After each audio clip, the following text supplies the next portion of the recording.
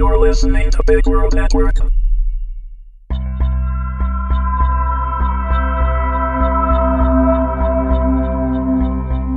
Incubus, Season 3, Episode 4. Written and read by Amanda Meuwissen. Nathan and Sasha scrambled to their feet. They joined Jim in surrounding the entrance into the makeshift cave, listening for signs of movement. There was no sound at first, but Jim's eyes remained wide, growing wider as time passed, like a meter to measure how close the golem was at any given moment. While they waited anxiously for the golem to reach them, each of them pulled a shotgun from the supply bag and took it in hand. When Jim readied his gun to fire, Nathan knew the beast would soon be upon them.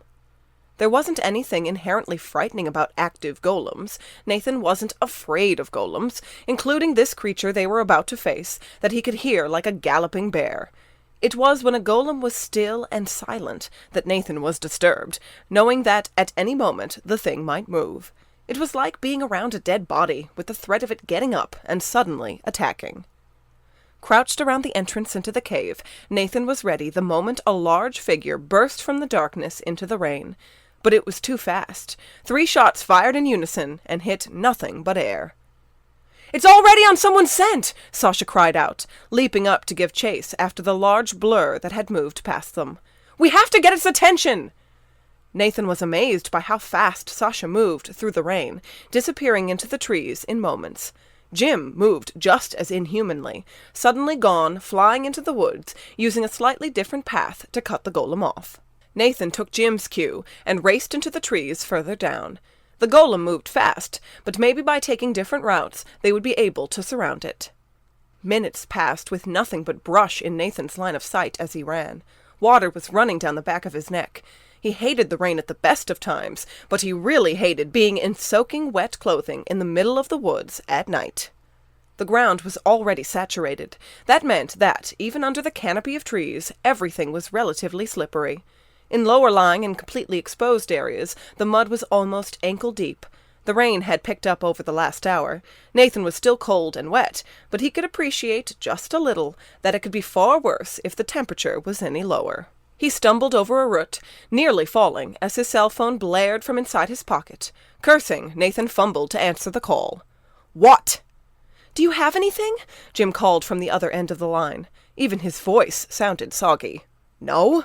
Maybe more of a freaking cold. You?" "Nothing." "Did you try Sasha?"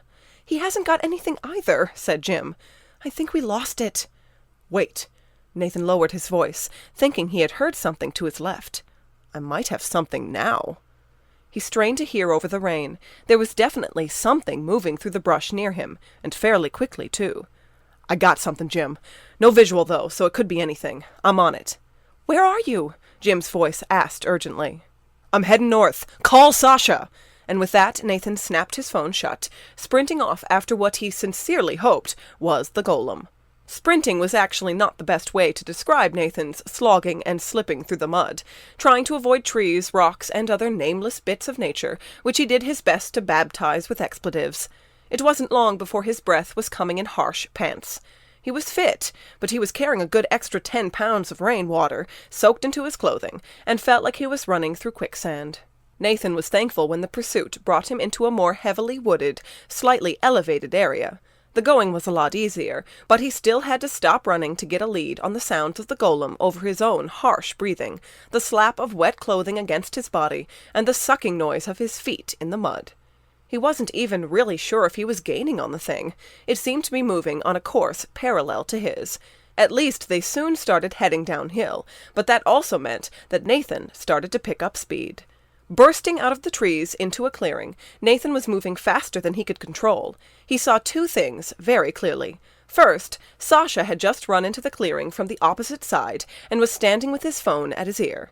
For the life of him, Nathan couldn't understand why Sasha was staring transfixed at that part of the trees. Sasha was also breathing heavily, and combined with the cell phone, might explain why he couldn't hear Nathan yelling at him in warning. Because the second thing Nathan saw was the golem hurtling across the clearing toward Sasha's turned back. Nathan cried out again and again, but he knew that by the time Sasha realized what was happening and reached for his gun, it would be too late. Allowing the momentum of his run down the slope to fuel his sprint across the clearing, Nathan leapt from the ground at the same time as the golem. He threw himself into the air, firing his shotgun at the golem's chest. Nathan skidded and rolled through the mud when he landed, tumbling right into Sasha. As Sasha toppled over, they rolled together a good distance, ending up with Nathan sprawled half on top of the Incubus. Both of them were breathing hard and completely covered in mud. "Nathan, what are you doing?" Sasha sputtered. "Saving you from the bad guy," Nathan said. "Thanks for noticing." He nodded to the golem near them that looked similar in shape to a Rottweiler, but was about the size of a small bear. Its cracked stone body was lying a mere 6 feet from them, almost exactly where Sasha had been standing a few moments before. "Huh," Nathan huffed, still trying to catch his breath. "It's already fallen apart." Somehow he had hit the golem's power source, because the stone was crumbling into rubble. "Nice shot," Sasha said. "You probably just saved my life." "Guess I did. Sounds like you owe me a thank you." Maybe I do." Sasha's voice lowered, and his hand came up behind Nathan's neck, pulling him down into what was meant to be a kiss. They broke apart gasping and sputtering, until both of them eventually started laughing. They were out of breath and couldn't breathe properly through their noses because of the mud caking their faces, not to mention that the mud tasted terrible. Nathan reached down to wipe at Sasha's face, still chuckling, and Sasha did the same for him. The rain sluicing down around them helped to wash most of the remaining mud away. Nathan could feel the heat between their chests that was tightly pressed together. Felt so much more prominently with everything around them so cold and damp.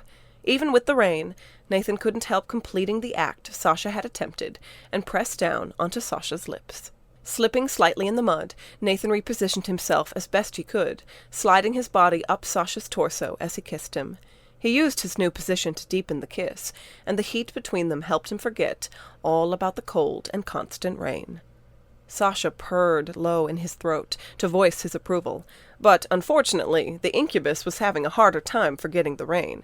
Between what was still falling from the sky and what was falling off of Nathan, Sasha soon gasped out of their kiss, spitting out a mouthful of water onto the ground. "Sorry," Sasha said, pushing Nathan off so they could both roll onto their sides, "but I'm drowning here on the bottom." "Yeah, you look it." Nathan took in the normally red hair that was now caked in mud. "In fact, you'd give a Rastafarian a run for his money about now." "Yeah? Well, same to you, pal," Sasha smirked. They went to reach for each other again. Suddenly, there was smashing through the underbrush, and Jim came hurtling out of the woods, shouting their names. His sloppy footing made it impossible for him to stop when he finally noticed Nathan and Sasha. Jim went down feet first, sliding neatly in between them and spraying them both with a fresh coating of mud. "Jim!" Nathan shouted in annoyance. "I heard shots! Didn't you hear me shouting?" "It's a torrential downpour. We didn't notice anything until you were on top of us," Nathan said, leaving out that they may have been distracted for other reasons. Jim's hair looked almost as coated as Sasha's, and the cascading rain was plastering his longer black locks down his face and into his eyes. "Fine, fine. So you got it?" he panted, staring wide-eyed at the giant stone dog beside them. "Cujo's not going anywhere," Nathan said, "but he sure did seem to have a hankering for Incubus ass." Sasha snickered. "I normally really like dogs," he said. "Not golems, obviously, but even the real ones don't often like me. Definitely has to be an Incubus thing." He scooped up a glob of mud and chucked it Nathan's direction, narrowly missing his face. Nathan gave his best deadly glare. "Dude, you don't even want to start with me." Jim laughed. Actually laughed, looking mostly just relieved to have found them both okay. Meanwhile, Sasha started scrounging for another glob of mud, but he didn't get the chance to throw it. "I'm so glad you like it here," said a sing-song feminine voice. A male voice followed it, "'cause you won't be leaving."